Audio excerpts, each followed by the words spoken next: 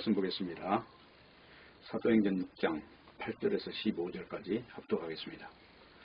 스데반이 은혜와 권능이 충만하여 큰 기사와 표적을 민간에 행하니 리버디노 구레네인 알렉산드리아인 길리기아와 아시아에서 온 사람들의 회당이라는 각 회당에서 어떤 자들이 일어나 스데반으로 더불어 변론할세 스데반이 지혜와 성령으로 말함을 저희가 능히 담지 못하여 사람들을 가르쳐 말시키되 이 사람이 무세와 및 하나님을 모독하는 말하는 것을 우리가 들었노라 하게 하고 백성과 장로와 서기관들을 충동시켜 와서 잡아가지고 공회에 이르러 거짓 증인들을 세우니 가로되 이 사람이 이 거룩한 곳과 율법을 거스려 말하기를 마지 아니하는도다.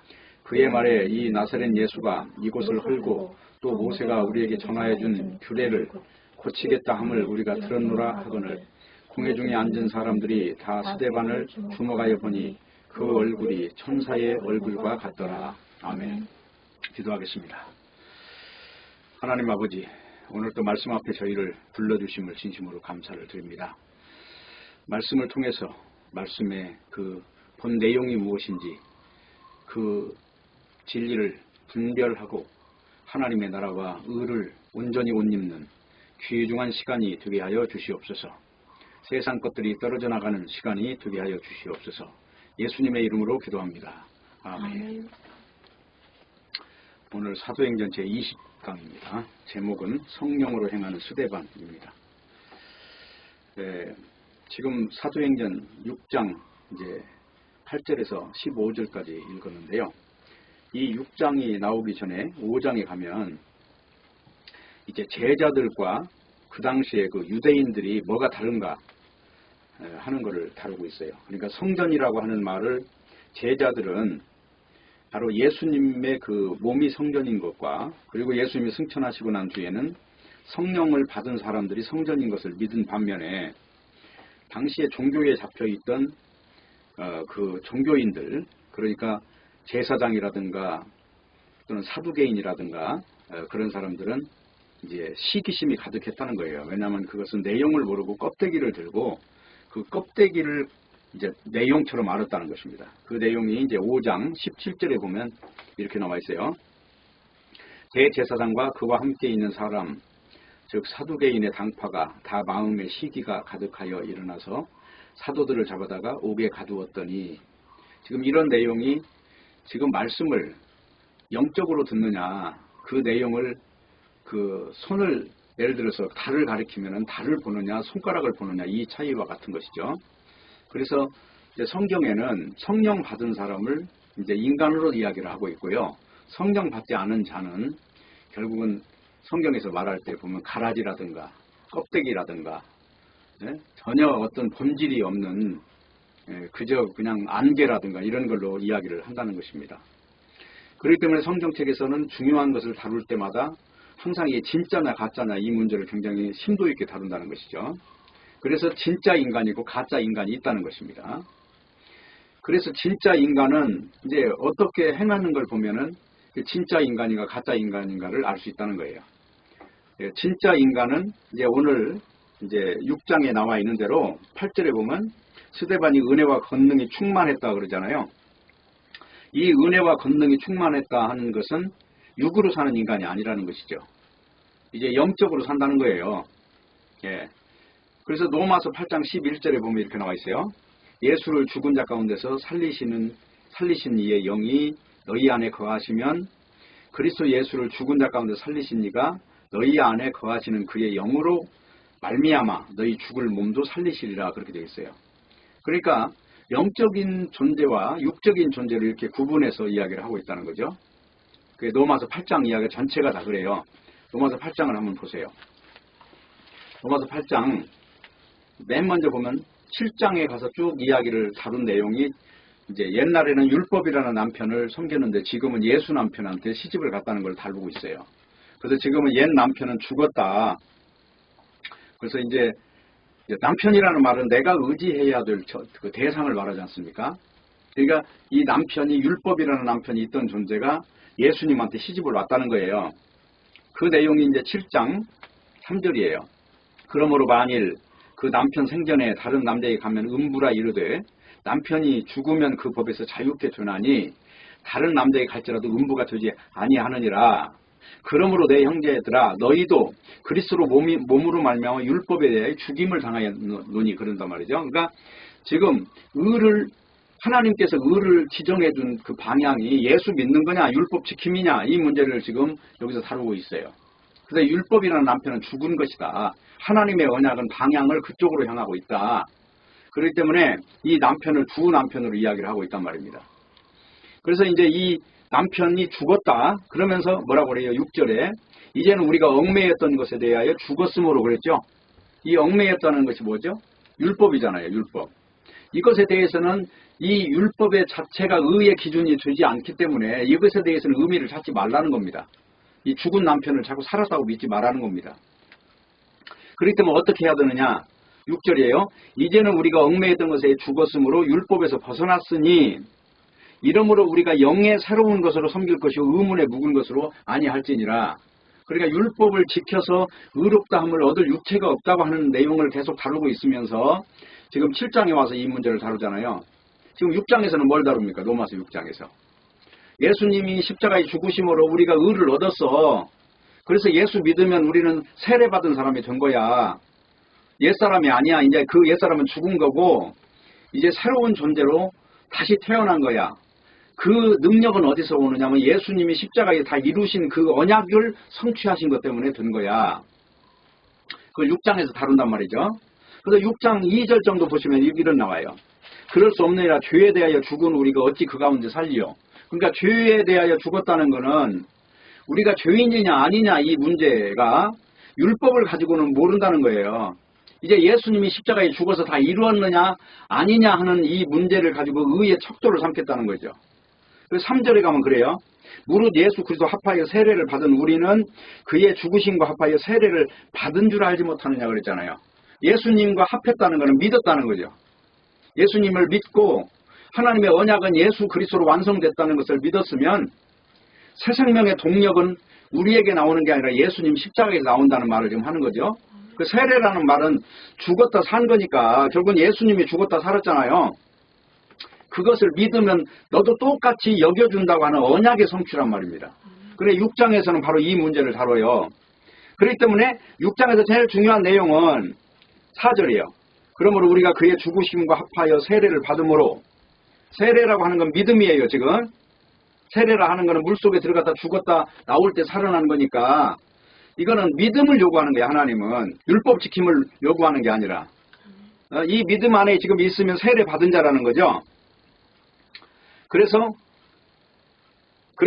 이제 세례를 받음으로 그와 함께 장사되었나니 그 다음에 쭉 빼버리고 뒤에 가서 보면 죽은 자 가운데 살리신 것 같이 우리로 또한 새 생명 가운데서 행하게 하려 함이니라.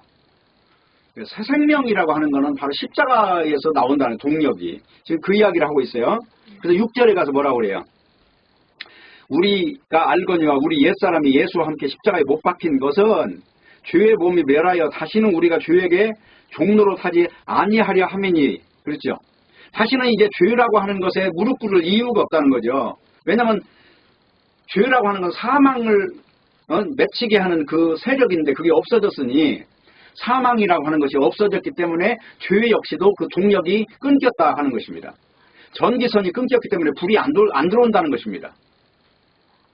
지금 그 이야기라고 사망이라고 하는 것이 끝났다. 사망이 없는 거다.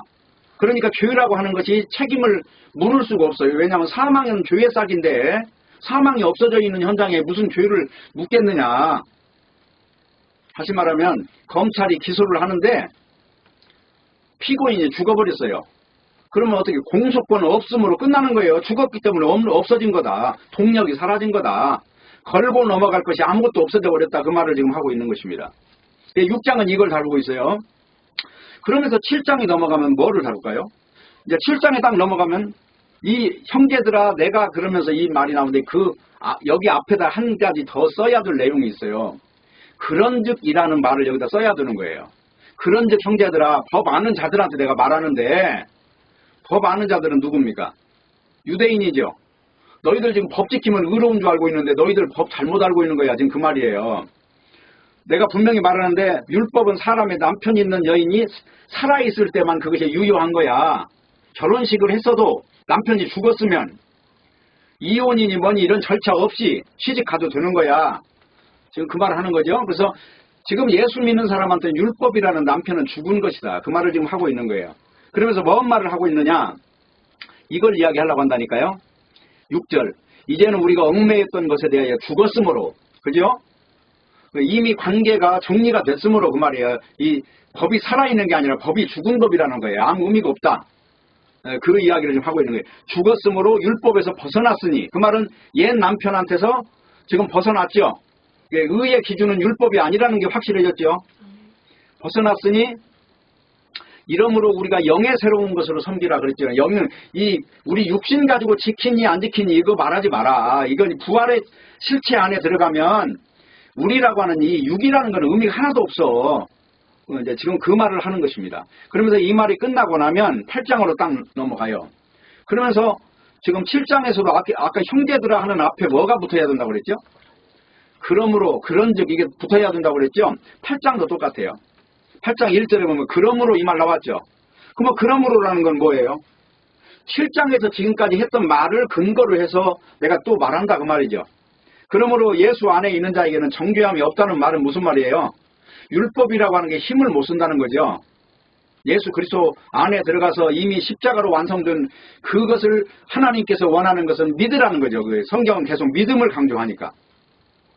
그래서 로마서 1장 17절에 가면은 믿음에서 믿음으로 간다고 그러잖아요. 의인은 믿음으로 말미암아 살리라. 3장에도 가면은 그런 이야기예요. 2장에서는 유대인도 죄인이고 1장에서는 이방인도 죄인이고 3장에 가서는 다 죄인이야. 그러니까 율법 지켜서 내가 의의 척도를 삼으면 안 돼. 3장에 딱 가서 뭐라 그래요? 누구든지 예수 그리스도를 믿으면 그 믿음을 의로 여겨주신다는 게 3장이잖아요. 그래서 로마서 3장을 가보세요. 다시 가서 로마 3장을 넘어가서 이제 핵심이 그거예요. 19절이에요. 우리가 알거니와 무릇 율법이 말하는 바는 율법 아래에 있는 자들에게 말하는 것이다. 그러니까 모든 입을 다 막으려고 율법을 준 거지 율법 가지고 의의 척도를 삼으려고 준 적이 없다. 그 말씀을 지금 하고 나서 뭐라고 얘기해요? 21절. 이제는 율법 위에 하나님의 한 의가 나타났으니 율법과 선지자들의 증거 받은 것이다. 곧 예수 그리스도를 믿음으로 말미암아 믿는 자에게 미치는 하나님의 은이 여기서 뭐라고요? 하나님의 뭐라고요? 하나님의 의라고 그랬어요. 인간의 의가 아니에요. 율법을 얼마나 지켰느냐 이걸 인간에게 적용해서 너는 30점 너는 60점 이게 아니에요. 그게 아니고 예수를 믿음으로 말미암아 미치는 하나님의 은이 차별이 없느니라. 그러면서 이 내용에서 가장 중요한 거는 3장 20절이에요. 그러므로 율법의 행위로 그의 앞에 의롭다 하심을 얻을 육체가 없나니 율법으로는 뭐를 하는 거다고요? 죄를 깨닫는 게 내가 죄인이구나 이걸 아는 게 율법의 목적지예요. 그러면 내가 죄인인 걸 알았으면 이제 내가 살아날 수 있는 유일한 길 하나는 예수 그리스도를 믿는 것밖에 없다는 것을 요 21절에서 말해요. 그러므로 율법과 선지자들에게 증거를 받은 건 있는데 그 증거의 목적지가 하나님의 의다. 이 하나님의 의가 예수 그리스도를 믿는 것이다. 지금 이게 3장 마지막이에요.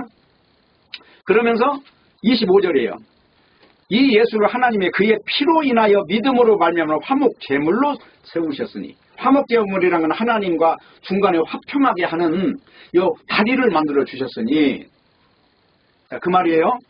화목 제물로 세우셨으니 이는 하나님께서 길이 참으시는 중에 전에 지은 죄를 간과하셨다. 전에 지은 죄는 뭐예요? 바로 선악과 아래에 있는 이 상태를 그냥 간과 넘어갔다는 것이죠. 예수 그리스도를 믿음으로 말미암아 의로울 수 있는 요 유일한 창구 하나를 열어주시고 나머지는 다 닫았다는 것입니다. 그게 3장이에요. 그리고 4장에 가면 아브라함이 어떻게 의로워졌냐? 그러니까 믿음으로 의로워졌다. 그렇기 때문에 믿음으로 의롭다함을 얻었은즉 그러니까 계속해서 그런즉 그러므로 그런즉 그러므로가 나와요. 요 4장에도 가면은 그런즉이라고 나와죠. 4장 1절에 가서 또 3장에도 가면은 그런즉이라고 나오죠. 그러면 2장에서 말했던 내용을 그대로 받아서 한단 말이에요. 4장에도 그런즉이라고 나오죠. 또 5장에도 가면 그러므로라고 나와요. 그런즉 우리가 믿음으로 의롭다 하심을 얻었은즉 우리 주 예수 그리스도로 말미암아 하나님으로 더불어 화평을 누려라 그러잖아요. 이 그런즉 이거 뭐예요? 4장에 아브라함이 어떻게 의로워졌냐? 믿음으로 의로워졌냐? 율법 지킴으로 의로워졌냐? 이 말 묻잖아요. 그리고 아브라함 때에는 율법이 없었어요. 시내산에서 모세가 받은 그 율법은 아브라함으로부터 430년 후에 이스라엘 민족이 애굽에서 나오면서 시내산에서 받은 것이기 때문에 아브라함의 의는 율법과 관계가 없다는 걸 지금 말하는 게 4장이란 말입니다. 그리고 5장에 가서는 그런즉 믿음으로 의롭다 하심을 얻은다는 게 율법으로 됐다는 게 아니죠. 그러면서 여기서 하나님으로 서로 화평을 누려라 그랬단 말이에요. 그리고 이제 5장이 끝나고 6장에 가니까 또 뭐라고 나와요, 처음에? 그런즉이라고 나와요. 그러니까 지금까지 말이 끊어진 적이 있어요, 없어요? 계속 연결됐다. 그리고 7장에 가서 이제 여기는 그런즉이라는 말은 없어요. 형제들아, 그런데 여기에도 그런즉을 붙여야 된다는 거예요. 왜 그러냐? 8장에 가니까 그러므로가 들어있기 때문에 여기도 그런즉이 붙어야 된다. 그러니까 5장에서 6장에서 7장에서 8장에서 계속해서 그 이야기 하고 있단 말이에요. 틀림없죠? 그래서 이제 8장에 와서 그러므로 그리스도 안에 있는 자는 정죄함이라는 건 없는 거야. 맞습니까? 바로 정죄함이 없는 거야. 그것은 이유가 뭐냐? 너희들이 성령을 받았다는 얘기는 지금 영에 속한 존재가 됐다는 것이고, 영적인 존재가 됐다는 것은 너희가 육신에 속아서 살던 시대가 마감이 됐다는 것이다. 이 말을 지금 하는 거예요. 그러면서 그리스도 안에 있는 자에게는 결코 정죄함이 없나니 이는 생명의 성령의 법이 죄와 사망의 법에서 해방하였습니다. 죄와 사망의 법은 뭐예요? 율법이에요. 생명의 성령의 법은 바로 예수님이 십자가에서 완성한 그 십자가의 도예요. 그러니까 우리는 십자가의 도를 믿는 자가 바로 여기 보면 전 남편이 죽고 새 남편한테 시집간 존재로 이야기를 하고 있다는 것입니다. 그리고 이렇게 시집을 간 존재는 육신 갖고 판단할 수 없다는 거예요. 그렇기 때문에 요 4장, 8장 4절에 가니까 육신을 쫓지 않고 영을 쫓아 행하는 우리에게 율법의 요구를 이루어지게 하리 하시며, 율법의 요구가 뭐라고 그랬죠? 율법의 요구라는 것은 죄를 깨닫게 하는 거죠. 그 율법의 목적지예요. 목적. 죄를 깨닫게 해서 누구 앞에 무릎 꿇려요? 예수 그리스도 앞에 무릎을 꿇리기 위해서 그렇게 한 것이다. 그래서 6절에 육신의 생각은 사망이요 영의 생각은 생명과 평안이니라. 여기서 육신이라고 하는 것은 율법주의자를 말하는 거고, 영의 생각이라는 것은 바로 십자가의 도를 믿는 자를 말하는 것이다. 이렇게 양갈래로 갈라지는 것이다. 11절 예수를 죽은 자 가운데 살리시는 영이 너희 안에 거하시면, 그리스도 예수를 죽은 자 가운데 살리신 이가 너희 안에 거하시는 영으로 말미암아 너희 죽을 몸도 살리시리라. 이 영적인 것을 믿어야 되는 거지 육을 갖고 판단할 수 없다. 안식일을 지키냐 안 지키냐, 무슨 유월절을 지키냐 안 지키냐, 이 모든 것은 다 완성된 거기 때문에 이 완성을 믿고, 영이라고 하는 것은 다른 말로 말하면 부활을 말하는 거예요. 죽음에서 살아나버린 세계는 이 육신 갖고는 절대로 감지가 안 되는 그런 영역이기 때문에 그런 것입니다. 그렇기 때문에 8장 이제 쭉 넘어가면은 이렇게 나와요. 마지막으로 보면 이런 말이 나옵니다. 35절 누가 우리를 그리스도의 사랑에서 끊으리요. 그리스도의 사랑이라면 십자가에서 끊으리요 그 말이에요. 이 사랑이라는 아가페를 쓰니까 이해가 되죠? 누가 끊으리요. 환난이나 곤고나 핍박이나 기근이나 적신이나 위험이나 칼이랴. 그런 거는 우리가 너무나 위대한 걸 봐버렸기 때문에 그냥 사소한 일이다. 이거는 이 일이 뭐예요? 환난이나 곤고나 핍박이나 기근이나 이런 거, 뭐 칼을 들고 온들 그것이 겁나겠느냐. 영적으로 산 존재인데 영원히 죽지 않는 이 육에서 이미 벗어나버린, 다시 말하면 이게 계란이 있었는데 계란이 깨져서 그 안에서 닭이 나와서 컸어요. 그러면 이제 계란 시대는 다 끝난 것이다. 그 말을 지금 하고 있는 것입니다. 그러면서 뭐라고 그래요? 37절 이 모든 일에 우리를 사랑하시는 이로 말미암아 우리가 넉넉히 이기느니라. 이 이긴다는 얘기는 딴 게 아니고 36절이에요.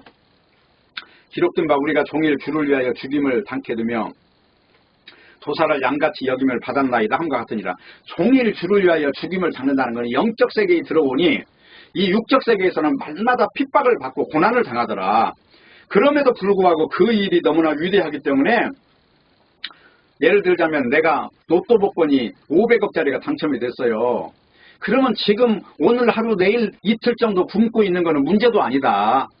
뭐 예를 그렇게 들어서 좀 미안하긴 한데, 예를 들자면 그런 이야기를 하는 거예요.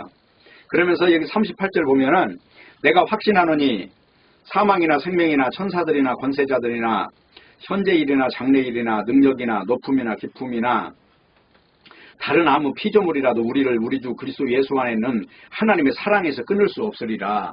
이건 하나님께서 위하신다는 거죠. 위하시는 건 율법이 아니에요. 예수 십자가의 피를 근거한 언약이란 말이에요. 그게 창세기 이제 2장부터 3장까지 나오는 내용이 선악과를 먹은 인간을 하나님의 가죽옷을 입혀주시는 내용이 바로 뱀의 머리를 깨트리고 여자의 후손은 뱀의 후손이 뒤꿈치를 상하게 한다는 그 내용이 십자가로 이루는 그 완성된 언약을 말하는 것입니다. 이게 하나님의 사랑이 거기 서려 있는 거예요. 그러면서 계속해서 구약시대에는 제사를 지내도록 명령을 하신 거예요. 그 제사는 어디서 나오느냐? 유월절 어린 양의 피에서 나오는 능력을 그걸 잡으라는 거예요. 계속해서. 그러면서 미가서에나 이사야서에 보면은 계속해서 예수님이 오실 것이다. 어디로 오시느냐?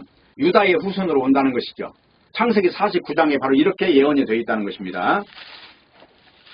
창세기 49장을 보세요. 49장에 보면 8절이에요. 유다야 너는 내 형제의 찬송이 될지라 네 손이 네 원수의 목을 잡을 것이요 네 아비의 아들들이 네 앞에 절하리로다. 유다는 사자 새끼로다. 내 아들아 너는 움킨 것을 찢고 올라갔도다. 그의 엎드리고 웅크림이 숫사자 같고 암사자 같으니 누가 그를 범할 수 있으랴. 홀이 유다를 떠나지 아니하며 치리자의 지팡이가 그 발 사이에서 떠나지 아니하시기를 실로가 오시기까지 미치리니 그에게 모든 백성이 복종하리로다. 여기서 실로라고 하는 게 예수님이에요. 유다 지파를 통해서 예수님 오신다. 그래서 이제 마태복음에 보면 마태복음 1장을 가보세요. 마태복음에 보면 이렇게 나옵니다. 1절 아브라함과 다윗의 자손 예수 그리스도의 세계라. 아브라함이 이삭을 낳고 이삭이 야곱을 낳고 야곱은 유다와 그의 형제를 낳고 그랬어요. 그러면 야곱은 12아들을 낳는데 큰 아들은 느우벤이고 둘째 아들은 시므온이고 셋째 아들은 레위예요. 그리고 넷째 아들이 유다인데 이 유다가 바로 창세기에서 보면 실로가 오시는 족보로 선정이 되기 때문에 예수님의 족보는 여기로 이어진단 말입니다. 그래서 여기 유다를 낳았죠. 유다를 낳는데 이거 쭉 내려오니까 16절에 가니까 야곱은 마리아의 남편 요셉을 낳았으니 마리아에게서 그리스도라 칭하는 예수가 나시니라. 그러니까 이건 창세기 49장의 약속이에요. 이게 하나님의 언약이에요. 그래서 이렇게 완성이 되는 거예요. 그래서 예수님이 바로 유다의 후손으로 온다. 그래서 창세기 49장의 언약이 가죽옷으로 오는 메시아가 바로 이 족보를 통해서 온다는 것이 지금 완성됐다고 해서 마태라고 하는 저자가 바로 이걸 이렇게 기록을 한 거예요. 그래서 14대, 14대, 14대 이렇게 기록한 이유는 그 14이라는 숫자 속에는 하나님의 움직이지 않는 언약이라는 의미가 들어있는 거예요. 그래서 이렇게 완성이 됐다는 것입니다. 그래서 메시아가 오시는 방식은 반드시 유다 지파를 통해서 오는 거예요. 그래서 어디로 오느냐? 베들레헴으로 오셔요. 근데 베들레헴에서 예수님이 거기서 태어나셨잖아요. 네? 마리아와 요셉이 이제 그 호구조사를 할 때 가가지고 거기서 마구간에서 태어난 게 예수님의 출생의 비밀이란 말입니다. 그래서 그렇게 해서 메시아 오심이 이렇게 완성이 됐다는 것을 여기 성경에서 기록을 하고 있다 하는 것입니다. 그런데 이제 오늘 왜 이렇게 성령으로 행하는 스데반에 대한 이야기 하면서 이런 내용을 지금 앞에다 깔고 있느냐.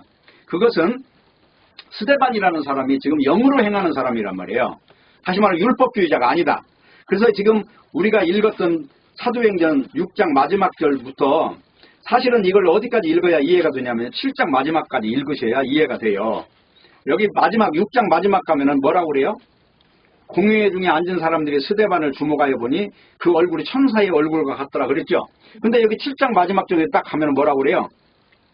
58절부터 보면 57절부터 볼게요. 저희가 큰 소리를 지르며 귀를 막고 일심으로 그에게 달려들어 성 밖에 내치고 돌로 칠세 증인들이 옷을 벗어 사울이라는 청년의 발 앞에 두니라. 저희가 돌로 스데반을 치니 스데반이 부르짖어 가로되 주 예수의 내 영혼을 받으시옵소서 하고 무릎을 꿇고 크게 불러 가로되 주여 이 죄를 저들에게 돌리지 마옵소서. 이 말을 하고 잔이라 그랬어요. 지금 죽었다는 말을 지금 잔이라 그렇게 기록을 한 거예요. 그러면 여기 이 본문에 등장하는 스데반은 도대체 어떤 인간이냐. 8절 보니까 은혜와 권능이 충만하다 그래요. 그러면 왜 은혜라는 용어를 쓰는가. 그 용어를 쓰는데 반대 용어가 뭐냐면 율법 지킴이라고 하는 행함을 중심으로 믿는 세력에 대하여 다시 말하면 공격성을 가지고 하는 말이란 말이에요. 은혜라는 말을 쓸 때는.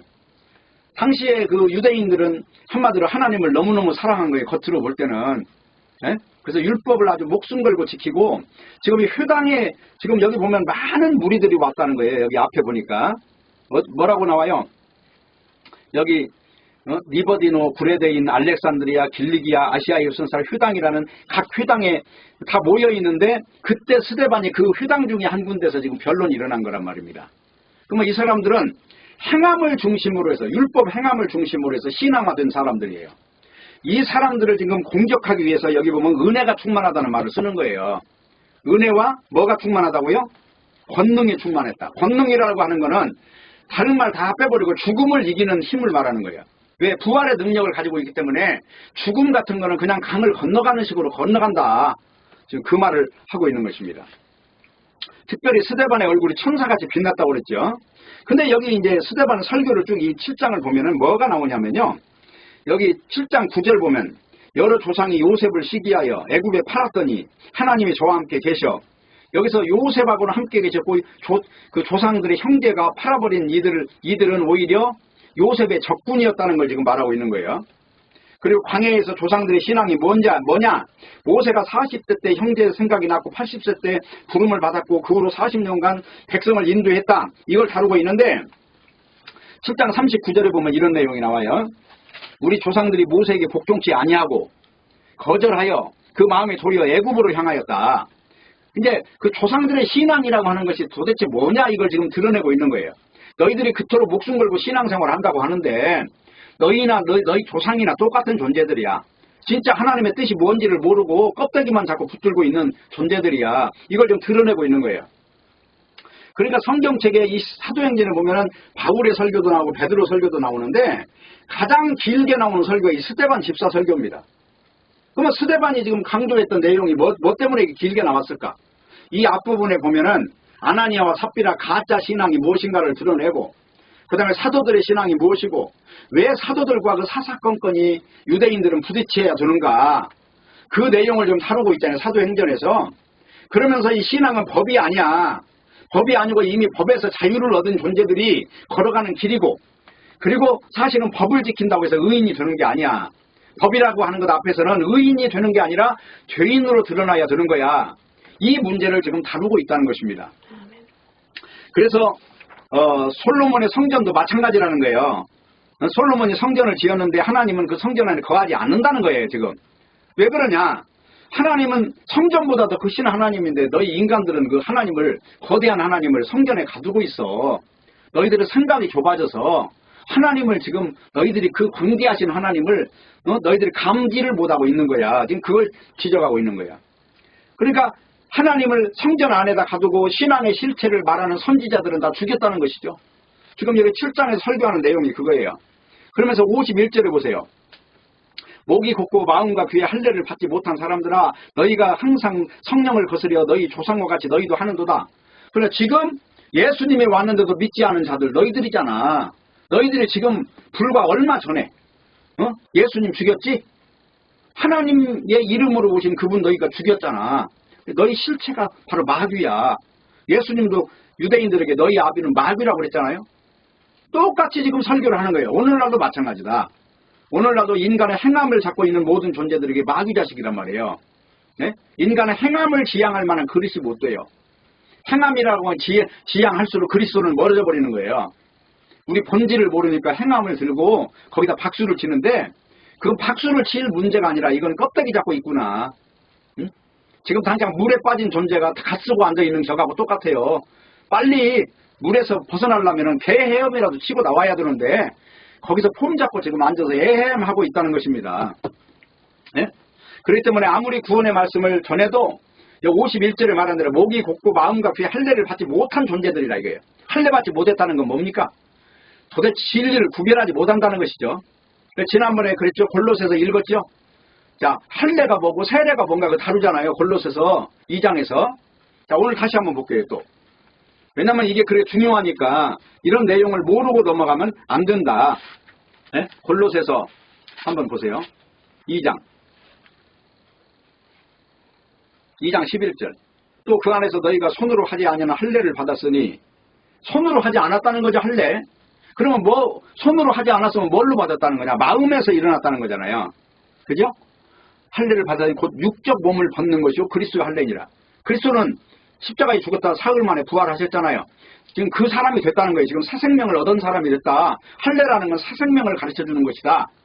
네? 가죽을 띄어내고 거기서 새살이 돋게 해서 새로운 생명이 만들어지는 과정이 할례예요. 그러면서 이 할례를 가지고 12절에 보면 너희가 세례로 그리스도와 함께 할례 받은 것이다. 세례를 가지고 할례라고 말하잖아요.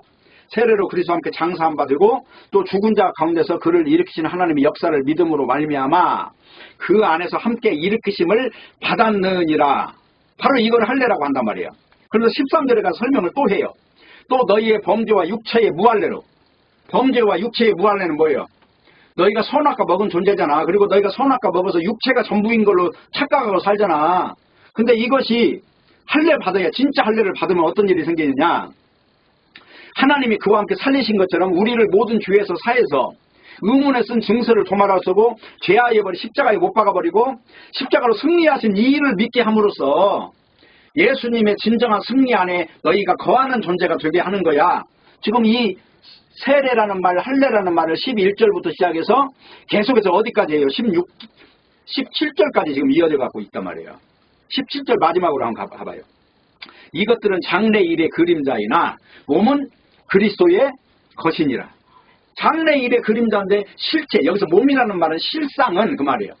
그림자와 반대말로 몸이라는 용어를 쓰는 거니까 이거는 다 어떤 실체를 말하려고 하는 거야.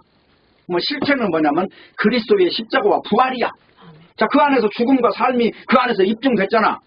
그러면 이걸 믿어. 그러면 너는 새 생명 가운데 행하는 거야. 이게 로마서 6장하고 연결되는 거다 그 말이에요. 아멘.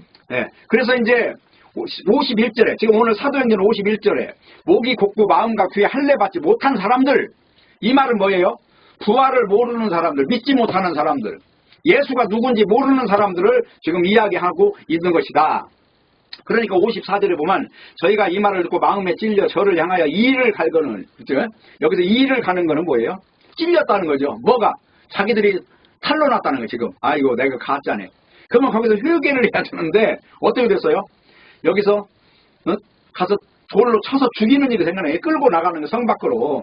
예루살렘에 와서 이제 죽을 때 하나님의 품에 안긴다고 스스로 착각 속에 빠져서 내일 모레 지옥에 떨어지는 존재들이 진짜 배기는 전부 다 죽이고 가짜 배기들끼리 모여서 진짜를 죽이는 현상이 있다 하는 것입니다. 근데 여기 55절에 가보세요. 55절에 스데반이 성령이 충만하여, 성령 충만하다는 말을 지금 6장 가서도 하고 있고 여기 지금 7장에 와서도 하고 있죠. 성령이 충만한 사람은 어떤 일이 생기느냐? 여기서 사람들이 이 죽인다고 하는데도 할례 받은 존재, 영적 할례를 받은 존재라 이미 부활 생명으로 사는 거예요. 그래서 이 육체라고 하는 거는 의미가 없어요. 왜냐하면 죽어도 살고 살아도 사니까. 그래서 예수 믿는 사람은 생명의 부활로, 믿지 않는 사람은 심판의 부활로 다 다시 사는 거예요. 이 사람은 태어나면 영원히 죽지 않아요. 다시 태어난다. 다시 또 살려서 죽인다. 지금 그 말이에요. 그러니까 여기서 55절 성령 충만하여 하늘을 우러러 주목하여 하나님의 영광과 및 예수께서 하나님 우편에 서신 것을 보고, 자, 여기 서셨다는 얘기는 이제 순교하기 직전에 내가 이제 이 죽음의 강을 건너가면 바로 예수님의 품 안에 안길 수 있는 그 확정적인 어떤 상황을 지금 묘사하고 있는 것입니다. 바로 이게 성령 충만한 사람이에요. 육에 사로잡히지 않은 이 모습. 그러면서 이제 58절의 결론에 도달하는 내용이 성 밖에 내치고 돌로 칠세. 그러니까 60절에 보면 그래요. 무릎을 꿇고 크게 불러 가로되 주여 이 죄를 저들에게 돌리지 마옵소서. 이 말을 하고 자니라. 그러니까 성령 충만이라고 하는 죽음을 넘어가는 것이고 이게 권능이에요. 그리고 당시에는 성경이 희귀하던 시대예요. 성경책이 지금같이 흔해 빠진 게 아니에요. 당시에는 성경 한마디 들으려면 회당에 가서 그 중에 누가 대표자가 읽어주는 거 한마디 듣고 오고 그랬던 시대예요. 근데 그때 말씀에 확정이 와버린 사람의 모습이다. 이 사람은 걸어다니는 성경책이에요. 바로. 그래서 바로 이 예수님께서 하나님 우편에 서신 것을 본다. 이 말은 적극적으로 말하면 팔 벌리고 지금 환영하고 있는 이 장면을 묘사하고 있는 것입니다.